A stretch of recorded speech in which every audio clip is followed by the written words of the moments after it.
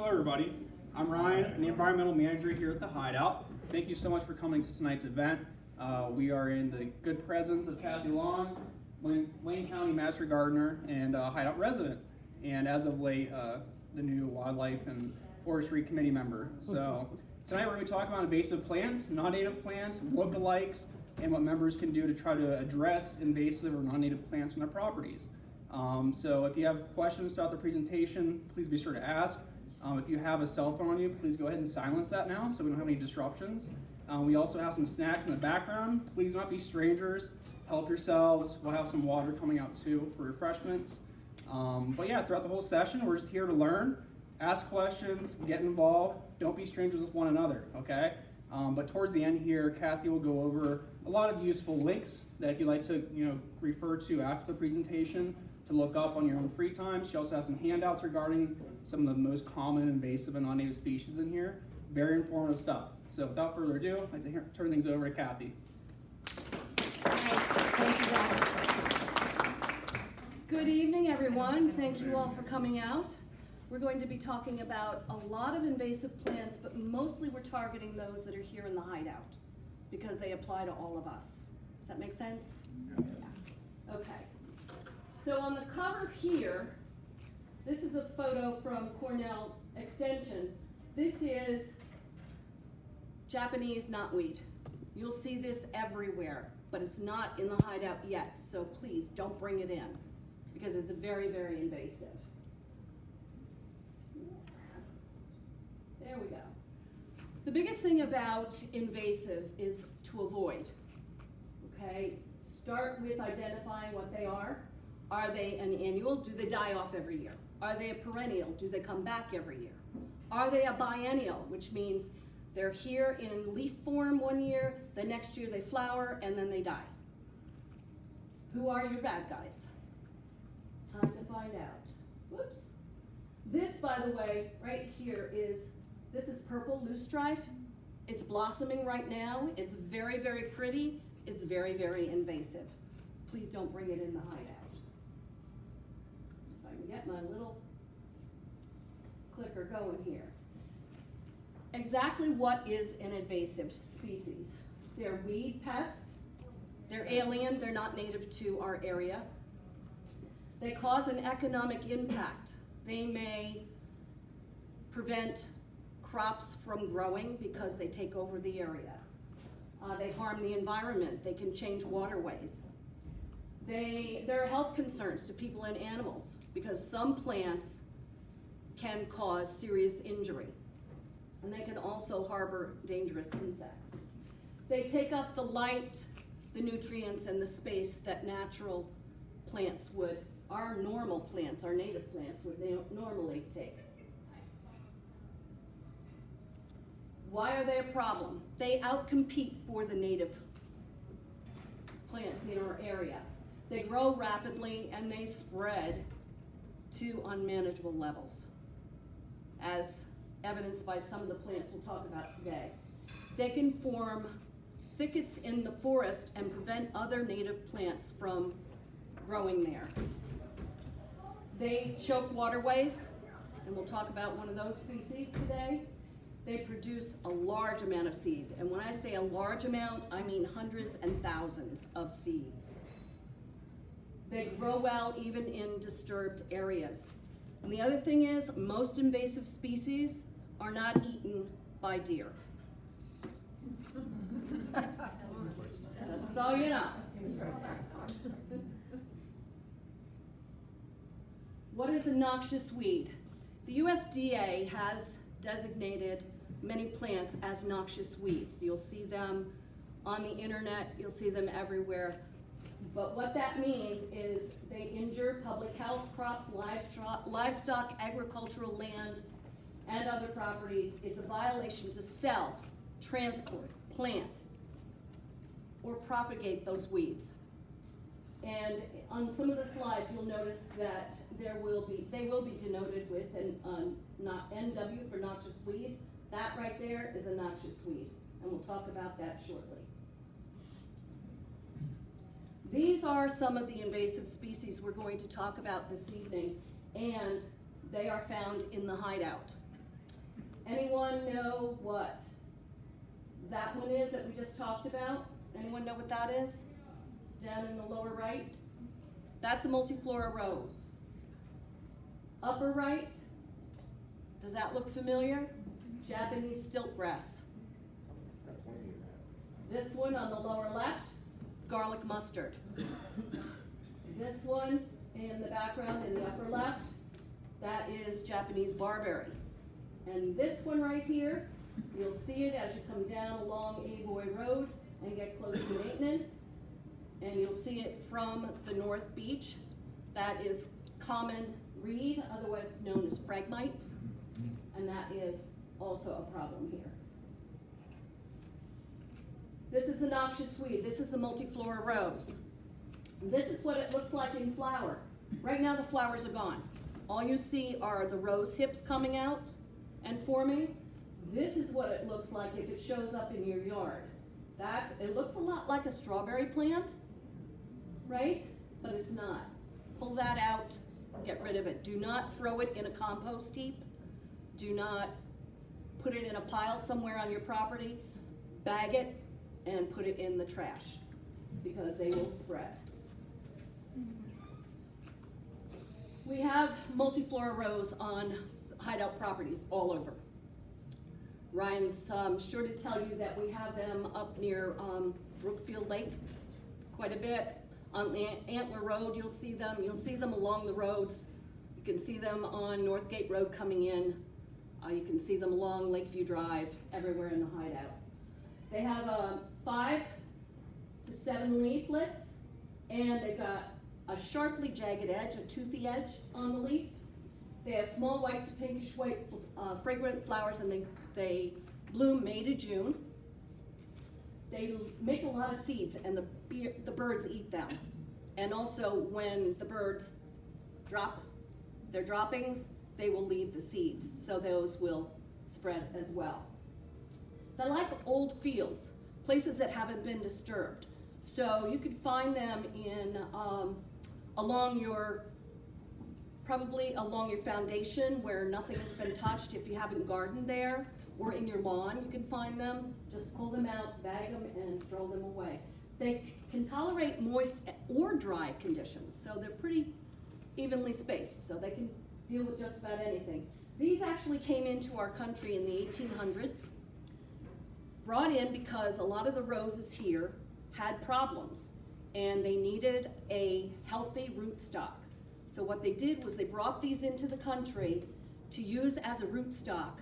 They would graft other kinds of roses onto those, and then they would have nice roses. Unfortunately, they were planted incorrectly, and as a result, started to spread. So we have a widespread problem with Multiflora Rose.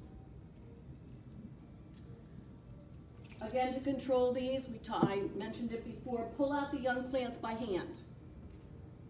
Cut or mow large areas. If you have this growing on your property, you really should get rid of it. It's very nasty. You don't want to try to get in there and cut it with your hands if you can. If you do, make sure you're wearing really long gloves, leather, and long sleeves, because that has thorns on it that will grab your skin and tear your skin. Very nasty. You want to repeatedly mow it 3-6 times, maybe even more. You want to keep it from going to seed, so you don't want it to blossom. Once it blossoms, pollinators come in, change that into the rose hips that hold the seeds, and once the birds get those or the animals get those, they will spread them. You can mow the resprouted stumps if they're coming up, or you can treat them with a systemic herbicide. Please be careful what you treat with, because a lot of products that are on the market can kill your soil as well as your plants, okay? And always follow label instructions when you use a chemical. The crossbow herbicide has been effective on this specific Multiflora Rose if you use it just before the blooms open. So when it starts to bud, the flowers, that's when you spray it. So what can I use to replace the Multiflora Rose? Well, you can use a regular rose bush to replace it. You can use a spice bush, which is important because it hosts a lot of butterflies, and we need butterflies for pollinators. Its berries also act as a food source for birds and animals. Witch hazel, everyone uses witch hazel for something, right? We're all pretty familiar with that. Witch hazel is a large shrub, and it has beautiful yellow blooms in late winter. It actually blossoms, one of the first things to blossom. You can use winterberry holly, arrowwood viburnum, American hazelnut, cranberry, elderberry. You can plant a lot of other native species. Here's another culprit. Now these photos are taken at Holiday Park. If you go to Holiday Park and you start to drive down, this is on the right side, this large bush, and right across the drive are these other three that have not been planted there. They've spread.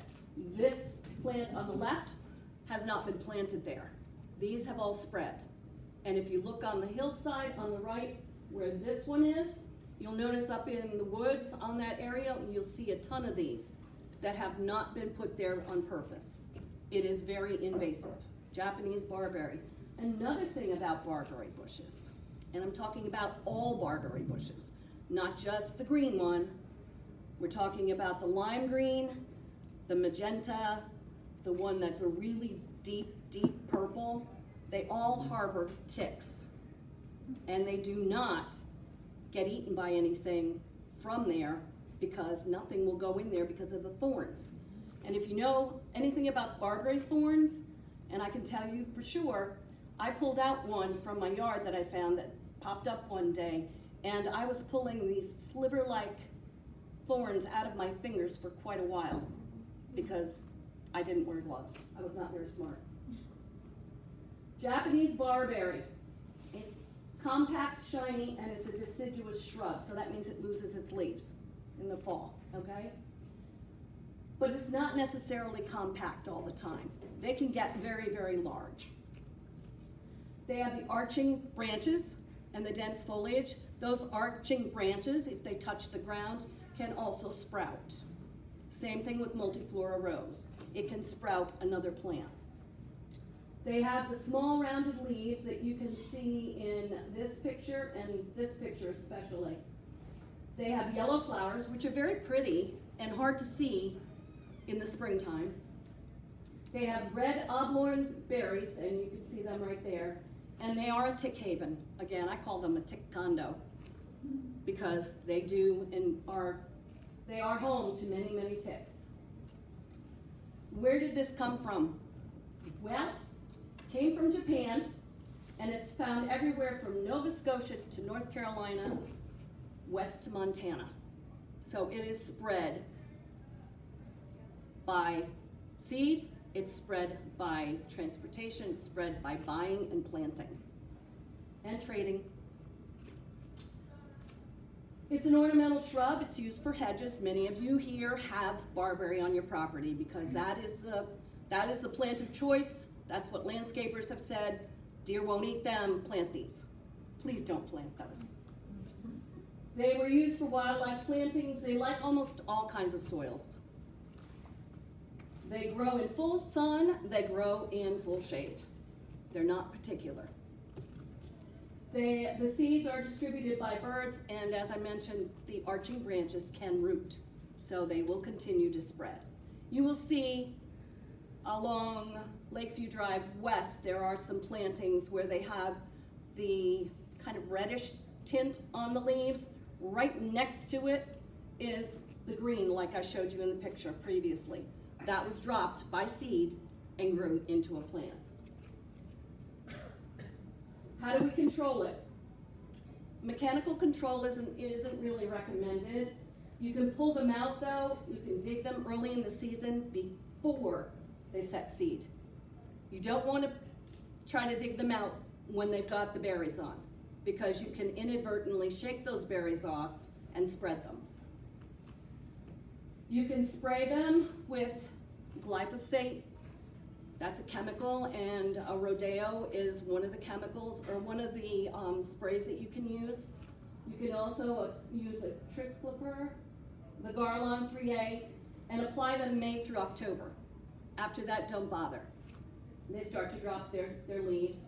And the stems, if you get to cut them down, so what you want to do on the stems is treat the stems with the Garlon 4. So that'll kill the root system. The other thing about this is Barberry's roots are pretty shallow.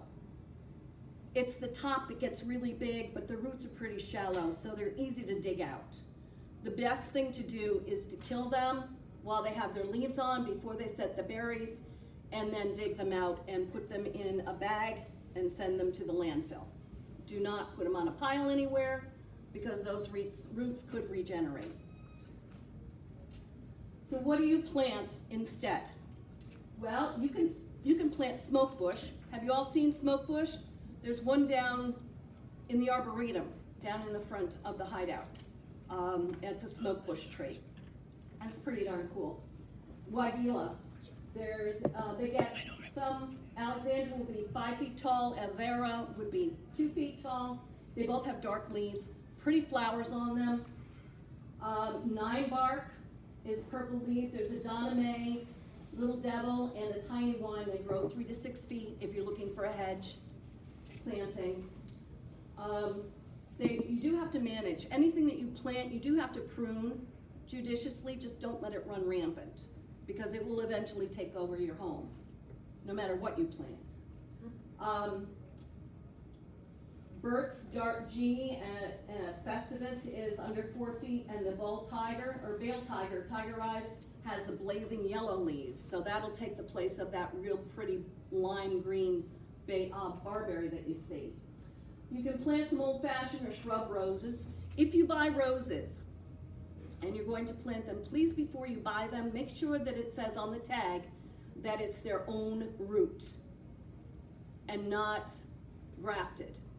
It has to be own root, because you could inadvertently still get the Multiflora Rose or some other invasive root that could become a problem. You can plant winterberry holly, inkberry holly, red chokeberry, black chokeberry, any of those to replace barberry. We're going to move on to garlic mustard. You probably won't see that right now, except for the dead plants, brown plants. But in this is a biennial, okay? This is what will come up now. The leaves right here. You'll see these start to pop up, and they will winter over on your property. The next year, you will see it like this. It's got the pretty white flowers. It's got 5 petals. Very pretty to look at, very stinky. It's not called garlic mustard for nothing.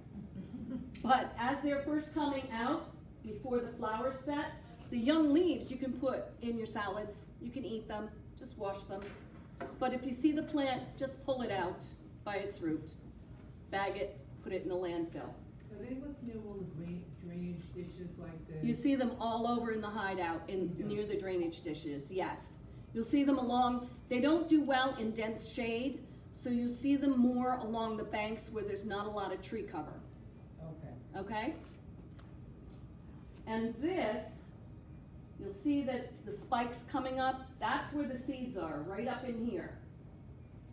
Right now, they are brown. The plant, everything is brown because it died. It's a biennial. But it let its seeds loose before it died.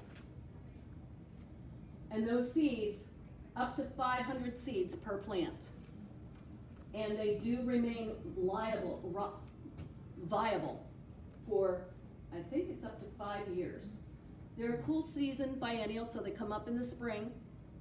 You'll see them start to flower in the beginning of May to mid-May. They grow 3 to 4 feet tall, so they get about this tall. And they've got the coarsely toothed leaves. And they do, again, smell like garlic. The deer won't eat them. They don't like smelly things. Hand pull them.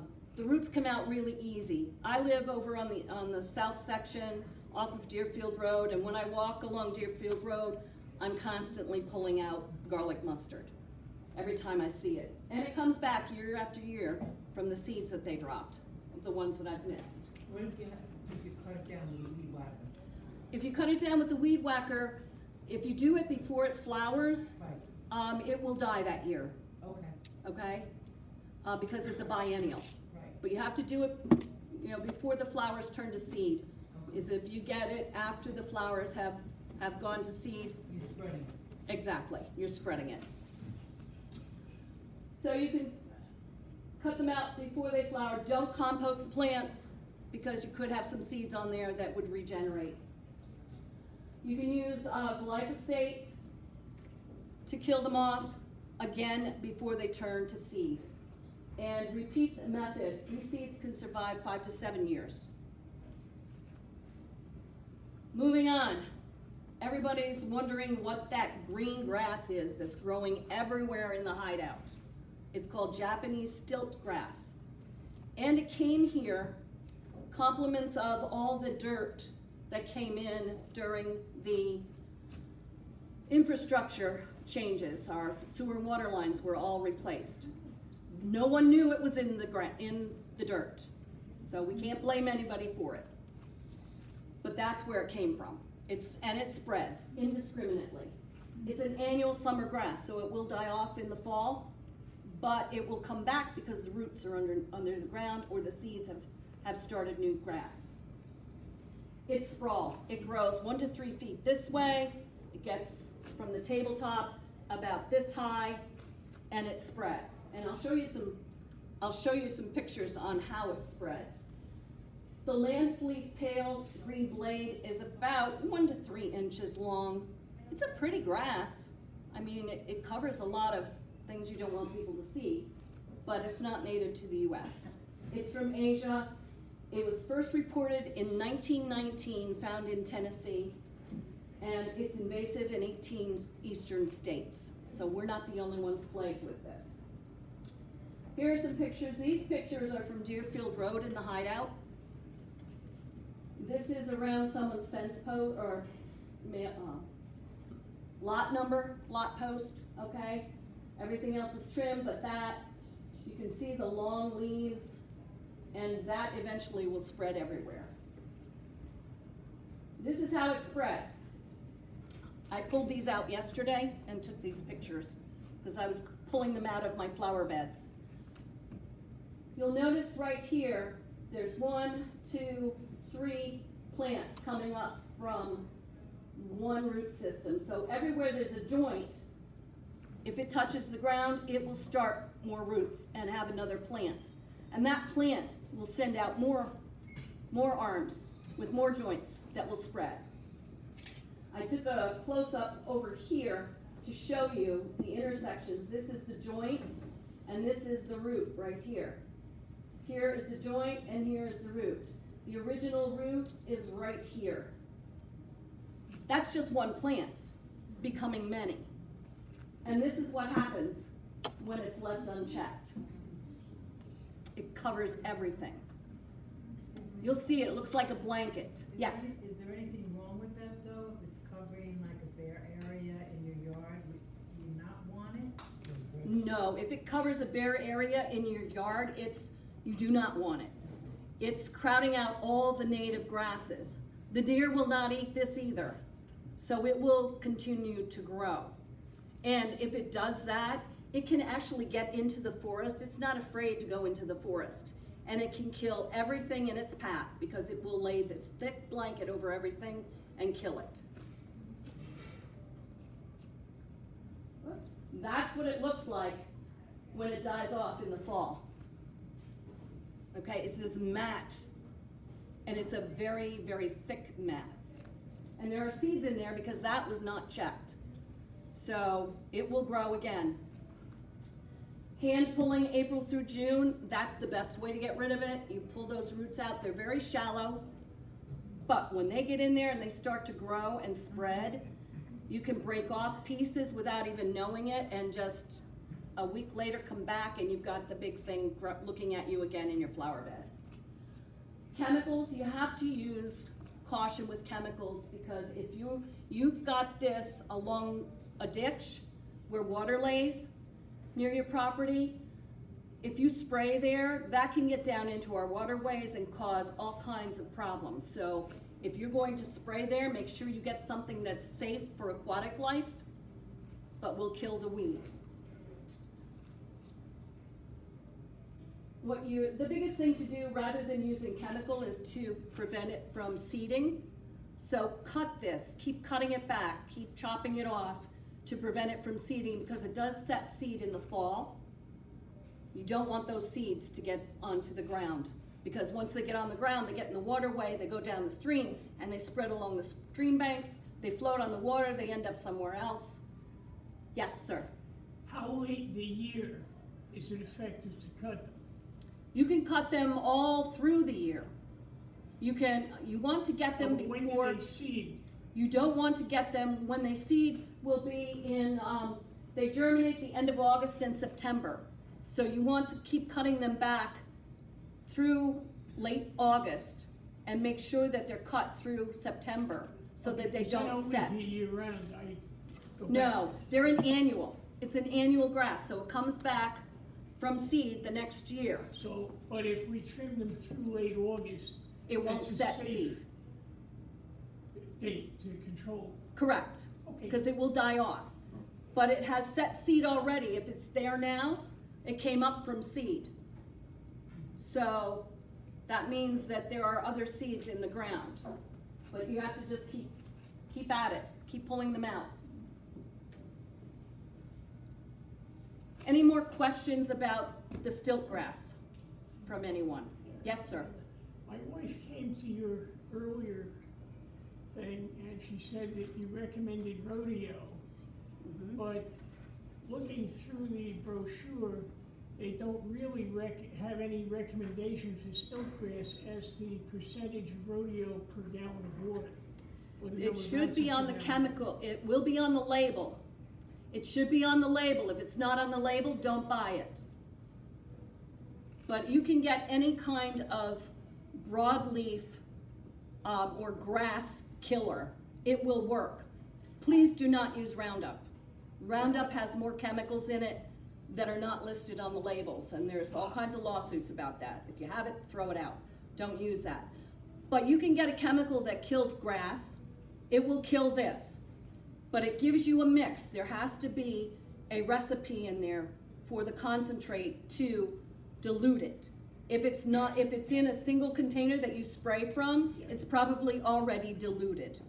No, but I have a 2.5 gallon can or container of rodeo, Okay, and it comes with about a 10-page brochure. Looking, I can't see Japanese stiltgrass as one of the weeds that it controls. Is there another name that this is known by? no, it wouldn't list it specifically. It is in the grass family. So if it will kill grass, it will kill Japanese stiltgrass. Okay. It won't list it specifically. Okay, I think you're missing my question though. If you put too little of this stuff on, it laughs at you. If you put too much on, you get overflow and flow into the lake. Right. What's the right cut per gallon? I don't know specifically that it has to label it. It has to be on the label. It's definitely there. If it's not there, then talk to the people that you bought it from. I don't know specifically because I don't use that. I hand pull, and we weed whack, and we mow. So I do not specifically use it. That's just one recommended product, rodeo. All right. Yes. You know, last weekend we took a ride on a motorcycle out to Eagles Mere, Yes. and we went through Ricketts Glen State Park. Yes. And you made the comment as we're going through there, there's stiltgrass all over. Mhm. I mean, it's not just a proliferated here in the hideout, No, it's everywhere. it's everywhere. And in the forest. Yes, it's everywhere. So is the state doing anything about it, or just, what are they gonna do? It's killing natural grass. The state has put out advisories. They've got information on the internet on how you can control it, and right now it's up to everyone to do their part and take care of it. We can only control what's in our area. The state is doing what they can, they mow, but private property they can't take care of. Moving on from stiltgrass, okay? If you use a chemical, follow label directions. Common reed. This is out along Avoy Road. This is a shot of Wildwood Creek where it comes into the hideout property. And this is the common reed. It gets 7, 8, even 10 feet tall. Very, very tall. You can't miss it when you come down Avoy Road. It's already starting to go over onto Wildwood Lake's property. And it's very, very invasive. It can reach 15 feet in height. It's a perennial grass, so that means it's going to come back year after year from the root system. And it will spread. The roots are tubers, and they're 3 feet deep in the ground. So if you have this on your property, you need some really deep digging to get it out of there. It's very, very hard to get rid of. The leaves are sharp. They're long, and the edges are very sharp. Just like ornamental grasses, the leaves are very sharp. You can cut yourself very easily on it. It flowers in late July and August, so pretty soon you're going to see those plumes on the top of the grass, the common reed. And it towers over the wetlands. As you can see, you couldn't really see Wildwood Creek. You could see a little bit of the waterway, but they're already crowding. They include both the live and the dead stems, unless they've been pulled out or mowed down or removed. And in the later years, or if that continues to build up, it becomes a fire hazard. Common reed. Sorry, I've been moving my little guy around here.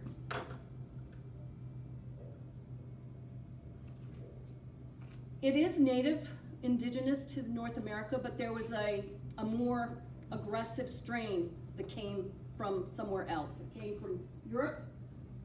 In the late 18th, early 19th century, it came to the United States.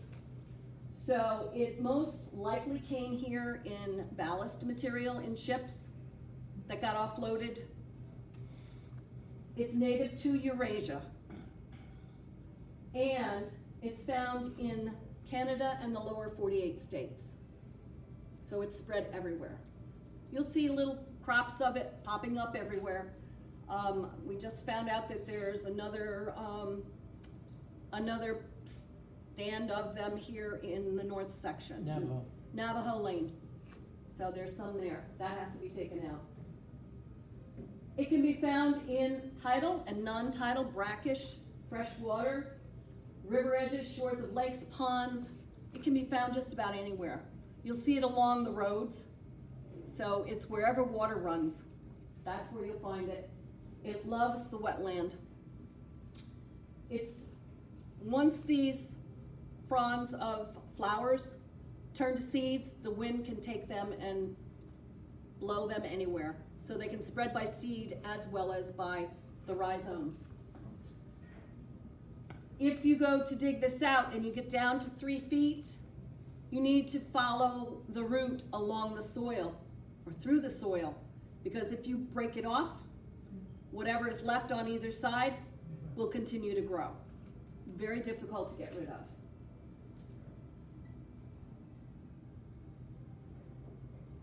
It can take over wetland communities if you just take a look at it down by Wildwood Creek. You'll see it growing up the side of Avoy Road, going uphill, and it's also going toward maintenance, toward that first building as you go up Avoy Road toward the hideout, North Gate.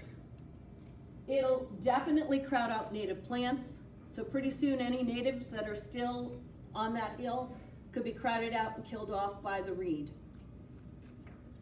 It can change the movement of the water in relation to the land because it grows so closely into the water, it can actually cut off its access through a stream and make it change and go somewhere else. That's pretty nasty. It alters the wildlife habitat. It's so thick, nothing can get in there. I was surprised when I dug some up down by maintenance that there were no critters in it. There were no snakes, no frogs, nothing in there. And I wore boots just to be prepared. Thought there might be, but there weren't. It's an increased fire potential when the stalks die off in the fall. So what do? You can cut it, you can pull it. If you pull it, it breaks off. I found this out when I dug. It breaks off, the roots and the rhizomes are still in the ground, so they're just going to continue. They can regenerate. Some places have tried to use black plastic to cover it, but if you do that, you have to cover the whole area where it's found because it will still escape. So how did that grass get across Avoy Road onto Wildwood property? It could have blown there from the wind. It could have also traveled by rhizome under the road. Is that aggressive? You can use herbicides, but it's along water. So you have to be careful what herbicides you use. They have to be okayed for use with water. The best time to apply it is early fall after it flowers, okay? And you want to cut it down. It's better if you cut it off and you treat the stump rather than trying to treat the leaves because they're thick. They are in there so thick, it's really hard to get through. Ever tried to go through a cornfield when the corn was growing? Now, I'm not talking about in between the rows. I'm talking about, the other way. Very hard to do, similar to this. You need to repeat for year after year after year to make sure that you've killed this. Very, very invasive. So what can you do as property owners, as landowners? Learn which plants are problematic, and I've told you about a few here today. And verify that the plants that you buy from your local nursery are native plants and not from another country. You'd be surprised. I was in where were we? We were in Costa Rica. And they grow tons of ornamentals that we plant here. Amazing, right? So ask your local supplier to keep more native plants on hand for sale instead of Barbary. Replace the invasives that are in your garden on your property with non-invasive plants. Minimize your landscape disturbance. The more you disturb your land, the more you invite the seeds in from these invasive species. And scout often, which means check your property often. If you have your lawn cut by someone else, walk around your property. Don't depend on them to tell you when there's a problem, because they won't. They're not trained, they don't recognize it. You need to scout your own property. Make sure you don't have these invasive species showing up. Follow up on all your invasive treatments. If you treat or spray for a plant to kill it, make sure that you check to make sure that it's gone. It could come back. It may have a root that you missed. It may have seeds that didn't get killed, so it could come back. Again, scout your property. Make sure that when you spot an invasive, get at it right away. Don't wait. If you wait, you're going to have a bigger problem to deal with. And the herbicide is usually, and most often, the best approach to kill it with a chemical. Now, I have noticed that some people, since the last talk we had in June, have started killing off Barbary, the green, the one that's found in the woods, which is a good sign.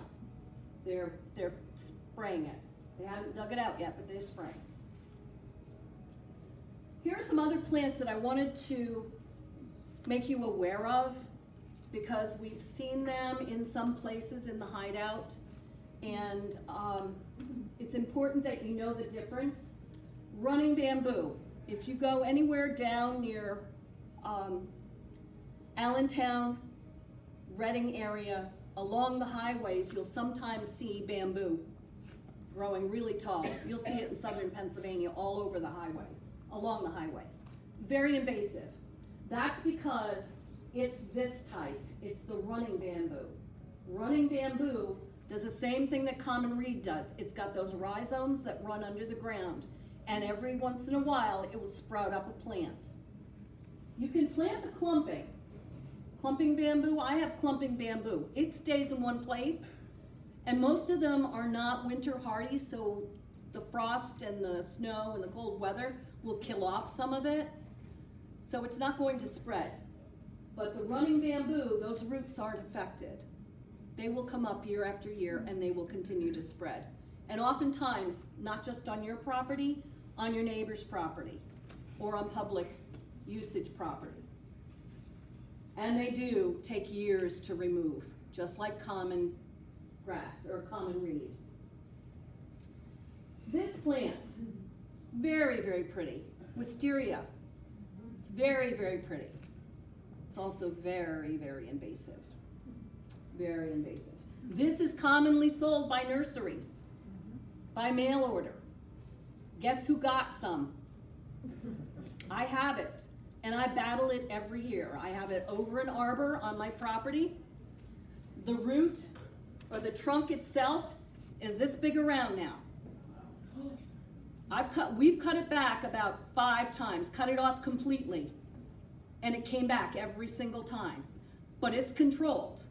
And I am scouting all the time because it grows, it'll sprout down at the bottom of the trunk and it'll send tendrils out that will go under my stairs to my deck or go up on my deck or go down by the lawnmower. So I'm constantly digging and pulling it out. It's extremely invasive. If this gets around a tree, it will go all the way to the top of the tree and kill it. Yes, ma'am? Is that what's at the art center? At the art center, I'm not familiar with what's at the art center. Wisteria, the entrance is covered with wisteria. Is it a wisteria?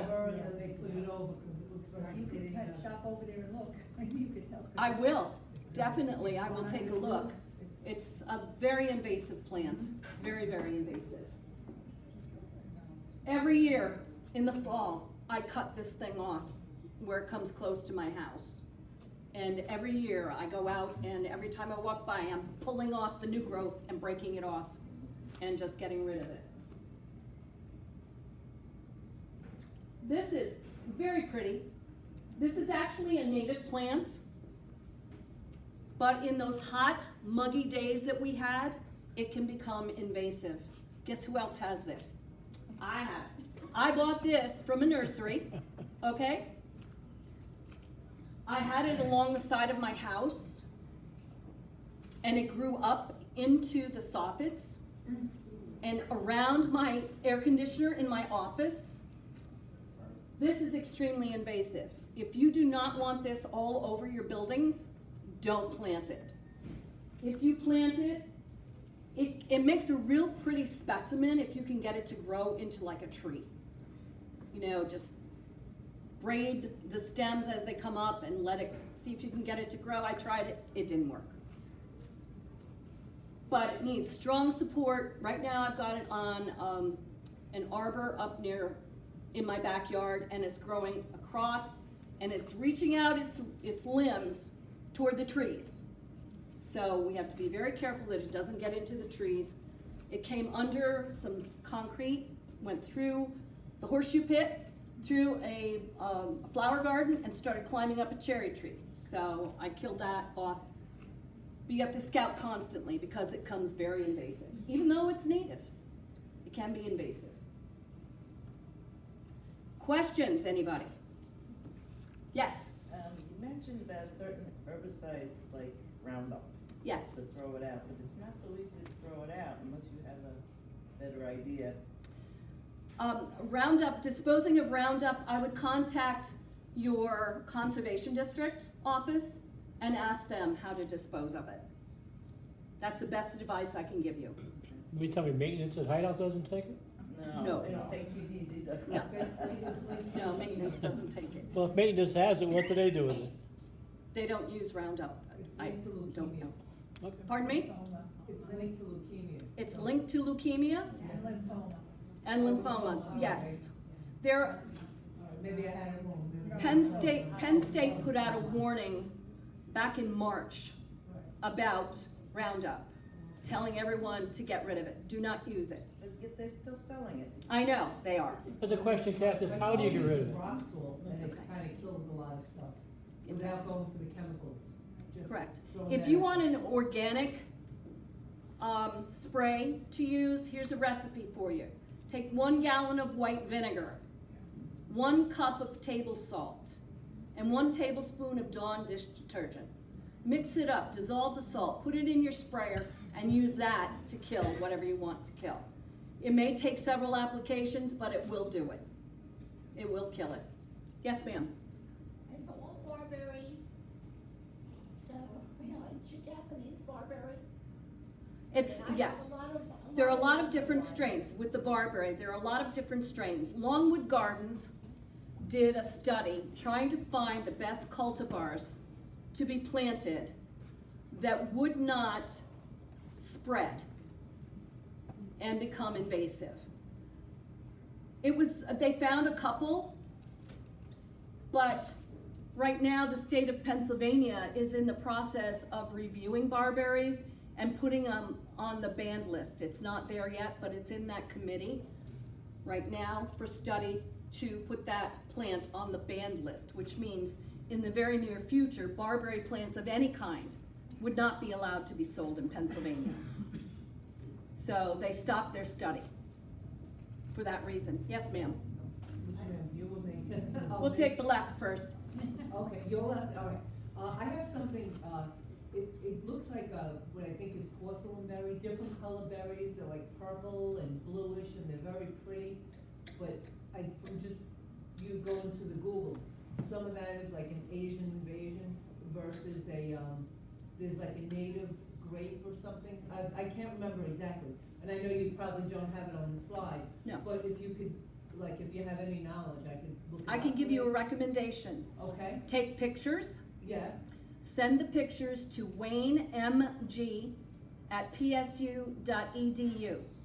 That will go to our master gardeners in Wayne County, okay. and they will answer your question, they'll identify it, and get back to you with information. Okay, because I know there's an Asian one that's similar to a native one, and the birds like to eat both seeds. Yeah, I wouldn't know without seeing it, what it Okay. is. Yeah.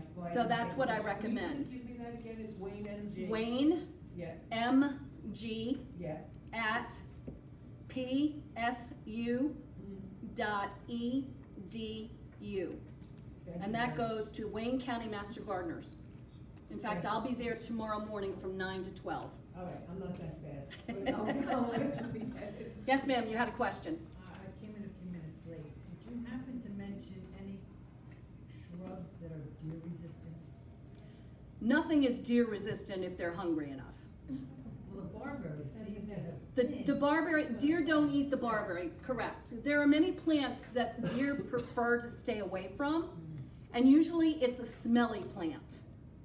Something that has thorns on it, of course, but not rose bushes, because they'll eat your roses like they're candy.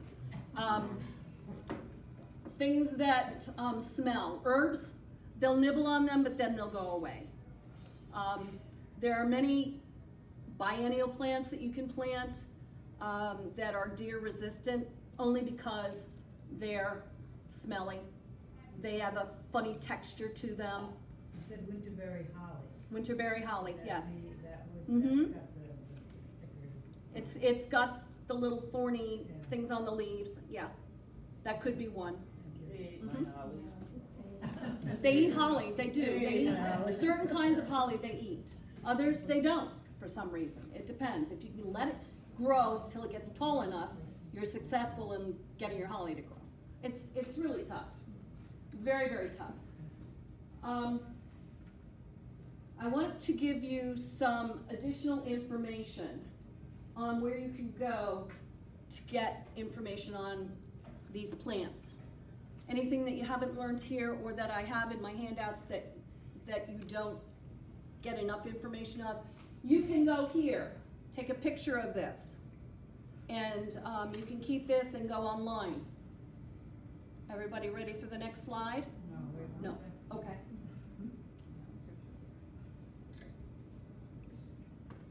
Yes, ma'am.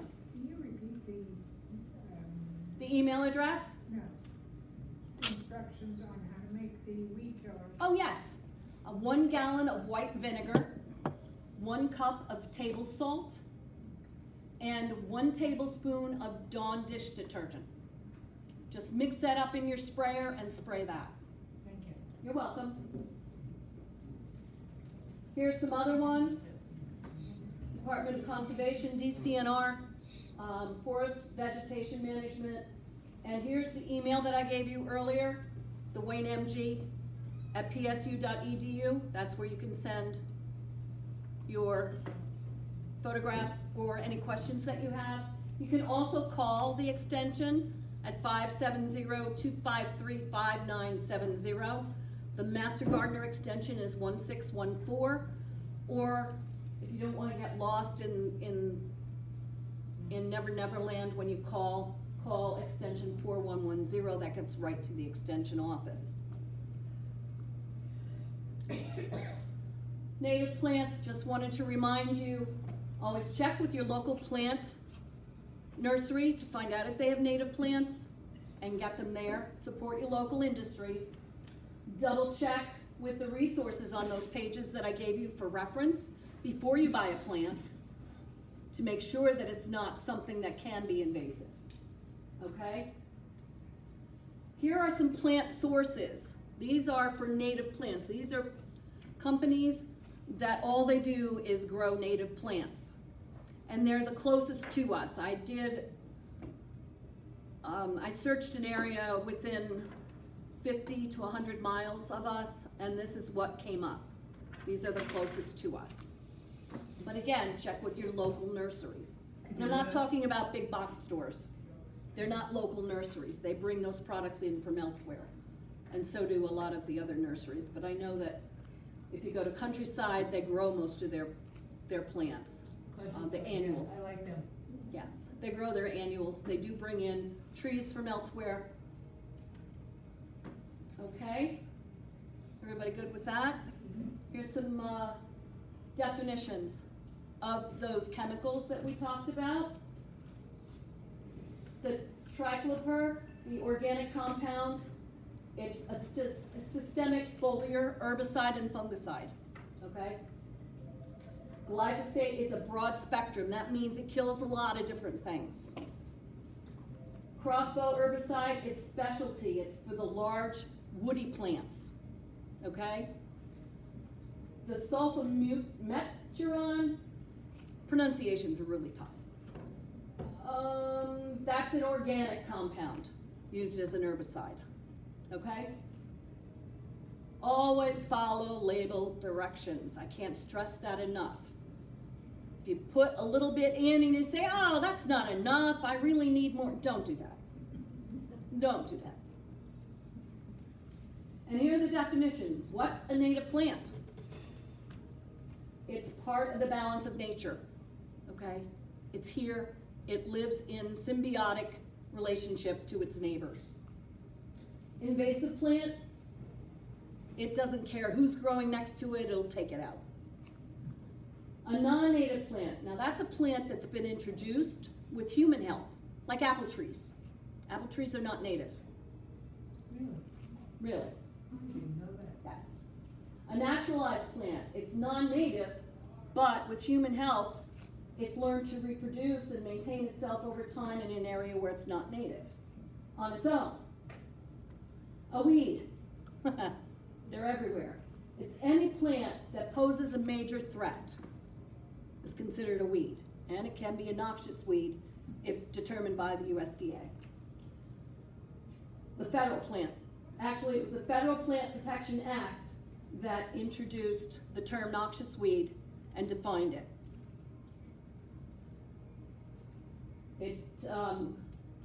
The biggest thing is it can injure or cause damage to crops, livestock, poultry, other interests of agriculture, irrigation, navigation, natural resources in the United States, public health, and the environment. So noxious weed is really, really bad. We're done. Any more questions? No? Thank Oh, I- you. Yes, you have a question. Yeah, I saw neem oil, which is supposed to be like really good organic. How, do you know anything about that? Neem oil is not used to kill anything. It's used to get rid of powdery mildew Yeah, and some other items in your garden and on your plants. right. So just read the directions on the labels. Look it up online. Look it up online. If your labels are gone, look it up online. It will be online. All the cautions and everything else. Yes. Neem oil. I do use it. Okay. Yeah. Anything else? Any other gardening? I do have some. Are you interested in any particular item? I have some handouts on Stiltgrass, Barbary, Multiflora Rose, garlic mustard, common reed. I do have some information on Wisteria, bamboo. So as you're heading out, just let me know. Thank you so much for coming. We really appreciate the turnout. This was fantastic. Yes. We're going to be uploading our video to either the Hideout's website or to our YouTube channel. So that's going to be happening the next few days. So tonight's presentation wasn't intended to get you all excited, like, oh my gosh, I have this up on my property, I need to get rid of it. But we want to educate. That's our whole goal. We want to educate and hopefully get something in motion so we can begin to phase things out to appropriately address our issues here in our hideout. Nobody intended for us to get to this fashion. It just, it happens. So now what we can do is move forward, educate, and address it as accordingly as possible. So if you have questions, please be sure to reach out to my office. My extension is 166. My email is rhill@thehideout.us. And if you want some more information from Kathy, I'm very happy to fill in those dots for you as well, okay? Please help yourself with some food. Thank you so much for coming. Yes.